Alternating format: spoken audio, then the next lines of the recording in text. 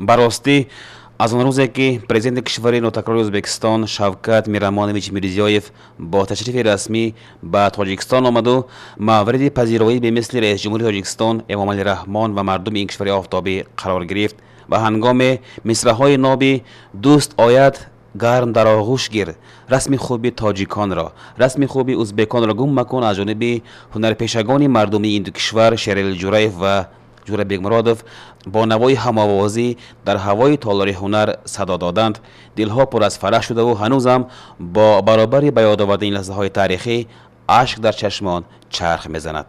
ин ашки шодист, ашки шодӣ ба хотири густаришу боз ҳам барқарор шудани дӯстӣ байни ин ду халқи ҳамҷавор. зотан бо таъбири президенти аввалинамон Ислом Абдуғаниевич Каримов баён кунем, тоҷикон ва ӯзбекон як миллатиянд ки бо ду забон ҳарф мезананд. имрӯз байни Ӯзбекистону Тоҷикистон ҳамкориҳои ояндадор ба роҳ монда шуданд ки ин равобит бешак ба манфиати халқи ин ду марзи ба ҳамдигар қарин хизмат мекунад. ба ҳангоми ташрифи пешвои миллат раис ҷумҳури Тоҷикистон Эмомалӣ Раҳмон ба Ӯзбекистон низ хусусиятҳои меҳмоннавозиву дӯстпазироии халқи мо бори дигар дар арсаи ҷаҳон исботи ҳақиқии худро ёфт. имрӯз яхҳое ки ба ҳамкориҳову дӯстии мо сардӣ меовард пурра об шудаву ҷои инро баҳори безаволи дӯстӣ гирифтааст. рости гап имрӯз исфараи нозанини мо пур аз шукӯҳ, пур аз ҷило, пур аз муҳаббат аст. зеро дӯстони худро аз тамоми манотиқи ҳамсарҳад Қирғизистону Ӯзбекистон қабул кард. имрӯз раҳ то раҳи исфараи нозанин пур аз меҳру муҳаббат, хандаву шодии одамон аст. ҳама ба забони қирғизӣ, ҳама ба забони ӯзбеки тоҷик гап мезананд. ин маънии сулҳ, саодат ва муҳаббати мост. ва имрӯз бояд зикр кунем ки ба Тоҷикистон омадани Шавкат Мирамонович беҳтарин як ҷозибаи, беҳтарин кори, беҳтарин ташаббусе аст. ва он вақте ки президенти кишвари мо пешвои миллат асосгузори сулҳу ваҳдат ба Ӯзбекистон сафар кард, мо аз фахр, аз шодӣ гирья кардем, ашк аз чашмонмон рехт ва бо баъди 27 сол ҳамин риштаҳои дӯстӣ аз нам ба ҳам пайваста шуд. имрӯз ҳамон шодиҳо аз дилҳои мо намеравад. имрӯз ҳамон хурсандиҳо аз дилҳо намеравад. зеро мардуми Ӯзбекистон ки ҳеҷ таборанд, пайванди ногусастанӣ ҳастанд ва аз ҷумла сӯхи бостонии шумо сӯхзамин ҳам ки бо исфарагиён ҳам сарҳад аст, дӯст аст, бародар аст, ҳеҷ табор аст. ба оғӯш гирифтем. ин оғӯши мо, ин меҳри мо то абад гарм хоҳад буд. ва бори дигар имрӯз дар ҳамин ҷашни истиқлоли Тоҷикистон ки дар исфараи нозанин бо меҳри дӯстона қайд мегардад, ҳамаи шумо азизонро, меҳмонони гиромиро, қирғизонро, тоҷиконро, ӯзбеконро хайрамақдам мегӯем. ин диёри мо диёри шумост. ишқи мо бо шумост, муҳаббати шумо бо мост. ҳамсӯҳбати мо яке аз симоҳои барҷастаи исфараи бостонӣ Бобоҷон Наврӯз Атобеков хеле ба маврид қайд карданд ки халқҳои моро дилу забон як аст ва ин чиз миллатҳоямонро ба ҳамдигар боз ҳам наздиктару қаринтар мегардонад. дар воқеъ мо ин наворҳоро аз ҷашни тантанаи 27-солагии истиқлолияти ҷумҳурии Тоҷикистон ки дар Исфарашаҳр баргузор гардид бардоштем ва ин ташрифи мо ба исфараи бостонӣ бевосита бо таклифи раиси шаҳр Саломзода Сиҷоуддин сурат гирифт. намояндагони ноҳияи моро аҳли Исфара зери садоҳои карнаю сурнай ва нуну намак пешвоз гирифтанд ва соате чанд мо меҳмони ин марзи бостонӣ шудем. пеш аз оғози тантанаи идона дар ҳавои идгоҳ таманноҳои дӯстона бо се забон тоҷикӣ, ӯзбекӣ ва қирғизӣ садо доданд ва ҷашни идонаи истиқлол ба шоми дӯстӣ мубаддал гашт. ташрифи меҳмонон аз ҷумҳурии Қирғизистон ва омадани меҳмонон аз ноҳияҳои Бешариқ ва Ӯзбекистони вилояти Фарғона низ ба файзи ид файзи нав ато намуд. Bugun mana bizni qardosh, yaqin do'stlarimiz Tojikiston Respublikasining Isfara shahrida Farg'ona viloyatining O'zbekiston tumanidan kelib mehmon bo'lib turibmiz. Albatta bu yerga tashrifimizni asosiy sababchilari avvalo muhtaram yurtboshimiz Shavkat Miramonovich Mirziyoyev hamda Tojikiston Respublikasi prezidenti Emomali Rahmon prezidentimiz deb o'ylayman. Mana shu ikki prezidentimizni olib borayotgan bugungi odilona siyosatlari, xalqparvarliklari, insonparvarliklari, ikki millat bir-birini qadrini bilayotganligi, bugun qadr qimmatini anglab yetayotganligi mana shu ikki prezidentimizni olib borayotgan siyosatlari bugun yaqqol o'zini ko'rsatdi deb o'ylayman.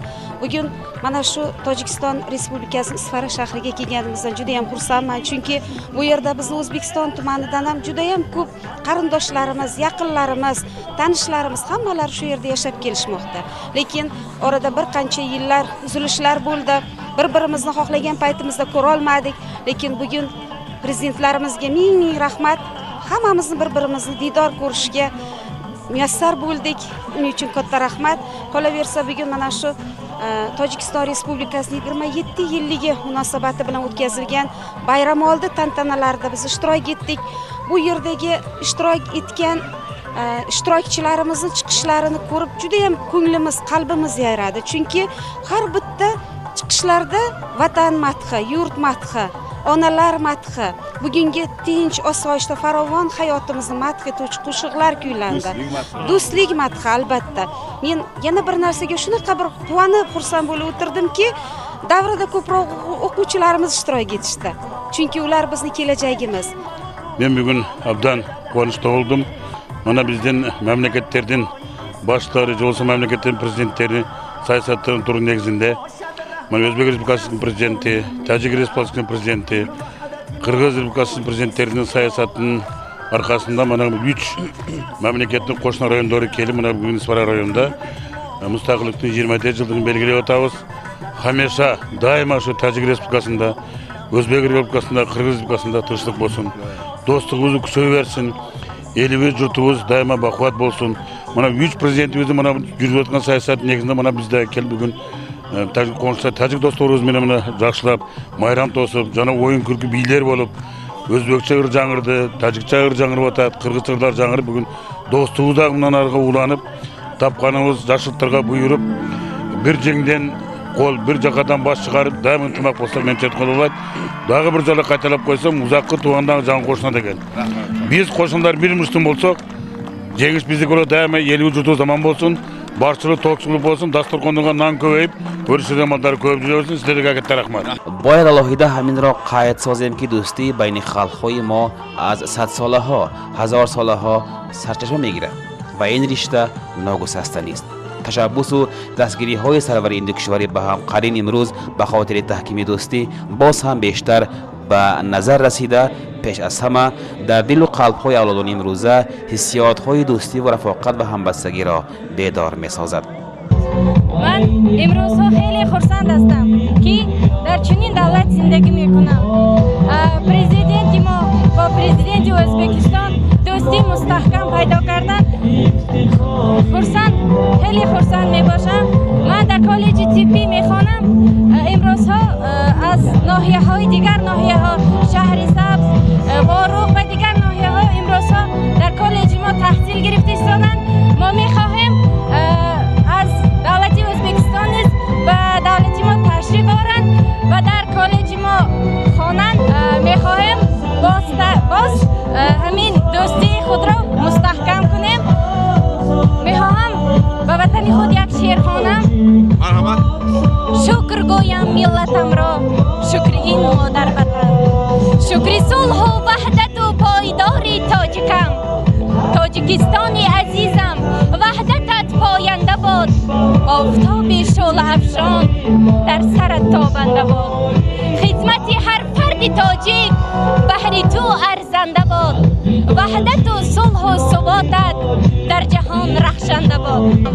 خیلی شاد هستم که در چنین دولتی آرام و آباد زندگی دارم. از فرصت مناسب استفاده بردم. همه هموطنانم را، از آن جمله مهمانانی از کرغیزستان و ازبکستان آمده را با عید استقلالیت مبارک گفتم. پیش از همه با آنها خانوادگی، صحت و سلامتی و چنین تنجی که در دولت ما هست آرزو دارم. شکر گویم.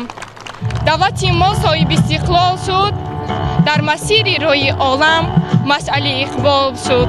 جشن استقلالیت مبارک هموطنانی عزیز. البته خیلی شاد میشم اگر و ازبکستان روم. از تاریخ آنجا بغیر از تاریخ خلق تاجیک باز با تاریخ خلق ازبکستان و قرقیزستان آشنا کردم و به هموطنانم نیز توصیه می‌دهم که با از تاریخ آنجا نیز آگاه باشند. من شکر از آن دارم که تاجیکستان عزیز 27 سالگی استقلالیت جمهوری تاجیکستان را جشن گرفته ایستادیم.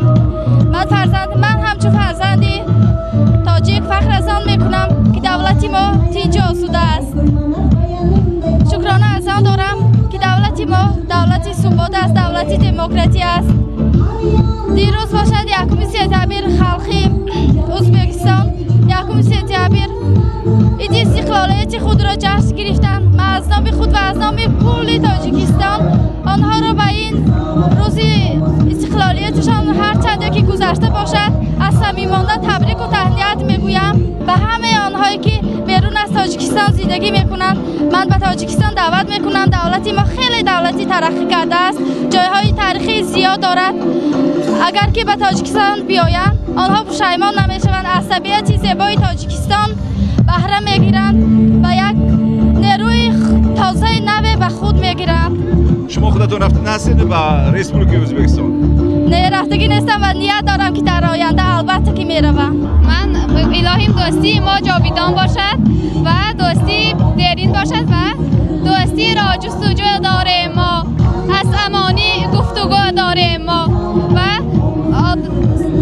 شهروندان جمهوری ازبکستان و جمهوری قرقیزستان را به شهری باستانی اسفره خوش آمدید میگویم. جشن استقلالیت مبارک.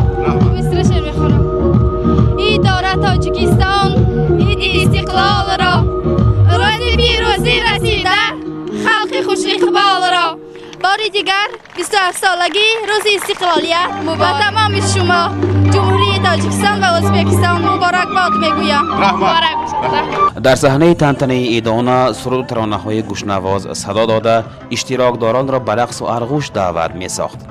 در جشن دوستی، رفاقت، همبستگی، پیوندی، توأمی و همدلی و محبت ترنم کرده شد. میگویند که صنعت سرحد ندارد و همین نعمت در گسترش دوستی بین خلق‌ها اهمیتی بسا خاصه دارد. دوستی چون با هر زبان ترنم می‌یابد یک خیل دلنشین‌وگوار است و تمامی سرحد و مانع‌ها را نیز از بین بردن می‌تواند. راست گپ برای اهل صنعت، برای اهل قلم این همین سال به فکرم برای نسل آینده با حرف‌های زرین نوشته می‌شود، چون که این آرزوی دو ملت بزرگ بود که ما رفت و داریم، گوشت و ناخن هستیم. اولا از نام تمام ملت بفکریم، من همچون صنعتکار از نام ملت تاجیک و ازبک و دو راهبری بزرگ تشکر میکنم. و این دو راهبری بزرگ یک کاری کردن که در صفحه تاریخی هم مردم تاجیک هم ازبک من چنان گفتم با حرفای زرین نوشته میشه، چون که ما یک یارو اولاد هستیم، از یک خون، از یک ریشه هستیم. تنها ما رو همین اگر نگاه کنید در گفتگو، در مناسبت حس نمیکنید شما تاجیک هستید یا ازبک هستید. ما بسیار مهم مردم تاجیک میخوایم با زبان ازبکی خوانیم، ازبک هم میخوان که با زبان تاجیکی، حتی بنت شش مقام یک داریم. من اولا بعد دو سروری بزرگ تشکر میگم. این آرزوی دیرینه من بود. سالهای پیش رفت و داشتیم، یک وقتی ها بود یارو دوستا مخلصای زیاد داشتیم. یک فرصتی شد که حتی یاد میکردیم، شما ما رو یاد میکردیم، ما شما رو یاد میکردیم. فرصت شد که از هم دور مانده. از ما بسیار خرسند هستیم که همین روزی ایدی بزرگی ملت اند شما قرار دارتون. اولا خوش آمدیدتون میگم، نوری تاج سر است. برای من این روزی بزرگ باز بزرگتر شد که مهمانای عزیز، گوشت و ناخن‌های عزیز مهمانی ما شدید. خوش آمدیدتون. من اولا میگم که بسیار که من مادر همراه ما هستند. مادر یگانه شخصی هستند که داغ فرزند را نمیخورند. مادر یگانه شخصی هستند که بخشاینده هستند بعد از خداوند. من این سرودی که شما دوست می‌دارید، مردمی سوخت بسیار دوست می‌داشتند. مادر جان دو کلمه زمزمه میکنم. آینده سرودهام ان شاء الله من راه گشاده شد. رفتار سرودهای نوی بسیار دارم، البته از نزدیک مردم به خوانده میدم. پیشی چشمت کودکم من تا هنوز، مادری جان علیم گو، زندگی افسانه بوده است، مادرا افسانه‌ام گو. یک چیز هیچ کس در این جهان مانند تو مادری جانم نمیداند مرا پس مرا یک لحظه در گهواره بند که علمهایم نیفتانند مرا. من وقتی سرودخانه همراه صحبت کردن یک در خاطرم رسید که سروری بزرگ ما دو سروری بزرگ جلال الدین بلخی گفتشان من برای وصل کردن آمدم نه برای فصل کردن آمدم را شعار خود گرفتم. با گفتم ما برای وصل کردن آمدیم نه برای فصل کردن آمدیم. خیر هموطنان عزیز هموطن میگوییم به هر یک شما تنسیتی میخواهم به قول بزرگان میگوید که bizga عالم tinch bo'lib ko'zlar salomat bo'lsa bas. دوستان عزیز من میخواستم از فرصتی علمین مناسب استفاده برده پیش از همه شما را با عیدهای گذشته یعنی عیدهای روز مستقلیت جمهوری ما تبریک کنم و از این فرصتی مناسب استفاده برده بار دیگر میخواستم سلام گرم و جشنی تمام تاجیکستانیان را به شمایان عزیز رسانم و میخواستم میناداری خودم را به اهل مدنیت وزارت مدنیت جمهوری ازبکستان اظهار کنم چون به خریبی تشریف جناب عالی پرزیدنت کشور ما در ازبکستان بود برای ما یک افتخار بود و در آنجا باور کنید تمام ازبکستانیان و تاجیکستانیان یک جایه بودند همدل بودند یک سخن بودند یک گپ بودند چه خیلی که میگن و من باز میخواستم میناداری خودم را به پرزیدنت ازبکستان رسانم چون که امروز یک شرایط بسیار مناسب پیدا شد که ما صنعتکاران توانیم با مخلصانمون روبرو شویم واخوری کنیم صحبت ها دایر کنیم و ایمان کامل دارم که به قریبی بعد چنین ایدهای پرشکوه بعد چنین دوستیگری ها بعد چنین صمیمیت ها میخواستیم ما نیز صنعتکاران به نزد شمایان میهمان شویم. عموما میهمان شدن ما گوییم که جا ندارد یعنی که ما در یک زمین هستیم ما در یک آب و خاک هستیم ما یک تن هستیم ما یک جان هستیم ما یک ملت هستیم که در دو زبان صحبت میکند. برای من این افتخار است و امید آن را دارم که به قریبی با مخلصانم با شنوندگان صنعت با مخلصان صنعت روبرو شویم همجایه شویم همدل شویم هم گپ شویم و یک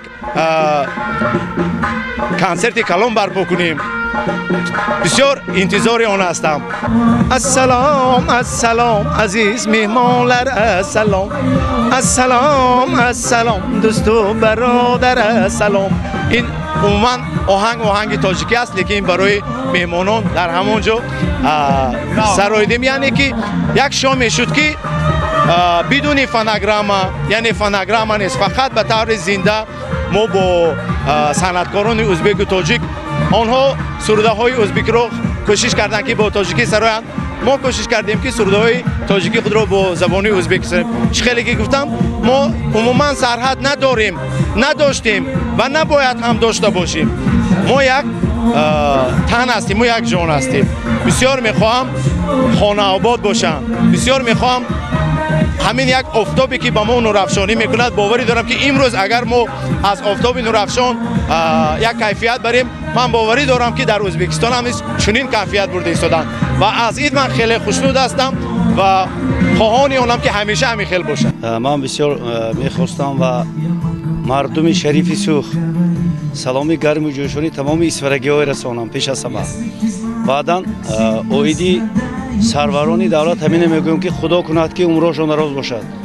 راستی گپ طی 27 سال ما انتظار بودیم که راهها گشوده شوند و ما دیدار یکدیگر برسیم. راستی گپ ما حالی سوخ به نرفتیم و البته امید هست میریم خویش و تبار بسیار جبه و سیاستی پیش گرفته پرزیدنت هم ازبکستان هم تاجیکستان این برای هر دو مردم هم مردم ازبک و هم مردم تاجیک بسا گوار است چون که ما همینه سالهای طولانی نه بلکه ما طرف ازبکستان هم انتظار بودن مردم چنانه که شاعر فرمودن تو توانی دوستان را گم مکن، دوستان مهربان را گم مکن. در جهان به دوست بودن مشکل است، مشکل آسان کن کسان را گم مکن.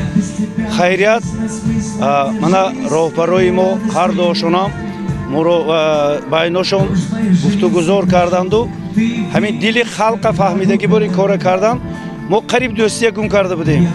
خدا به شکر من با دیدار دیگر برسیدیم. من از دیدن مردمی سیاه که امروز مهمانی ما هستند بسیار خرسند هستم. خوش آمدیتون. من همین اسفره باستانی ما دراز کشادگی همه وقت مهمان شویتون، رفت و آمد شود با مردم دیگراشون یابن و با مهر محبتی پیشینه با همون دختر داده دختر گرفتن و معرکه های دیگر به اشتراک زیاد شود. من بسیار همینو میخواستم. درخت دوستی بینشان که کامی دل ببار آرد، نهال دشمنی برکن که رنجی بیشمار آرد. واقعا خلقهای ما طبیعتا شاعر هستند و در هر سخن طبیعی است که مصرع را از شعر ناب شاعران به زبان میگیرند. روابط و همکاری اجدادان گذشته‌مان عبدالرحمن جامی و علی شیر نوایی ما را صاحب این گونه خصلت و خصوصیت‌های ناتکرار گردانیده است. گفتنیم که خلقهای ما از یک جوی شاداب گشتند، در یک زمین توسط همدیگر فهمی و همراهی عمرگذرانی کردند، از یک پول و از یک راه روا کردند، از یک هوا نفس کشیدند و زیر یک بام زندگی کردند که نام او دوستی است. برمی‌آید که آفریدگار نیز خاک ما را نیز از یک جای گرفته است و بمآورید است که از مصرع شاعر یادآور شویم. ما پرورده یک آدم و حوایم. من امروز بسیار خرسند و سرفرازم که یک گروه برادران ازبک در جشن 27 سالگی استقلالیت جمهوری تاجیکستان اشتراک دارند و دوستی خلقهای ازبک و تاجیک این ابدی بود، تاریخی است و من باوری دارم که با تشبث و دستگیری راهبران دولت ازبکستان و تاجیکستان محترم جناب عالی امام علی رحمان و پرزیدنت ازبکستان شفقت میرزیویف دوستی خلقهای تاجیک و ازبک باز مستحکمتر می شود. خلق تاجیک از اول با خلق ازبک با همدیگر در یک همچون یک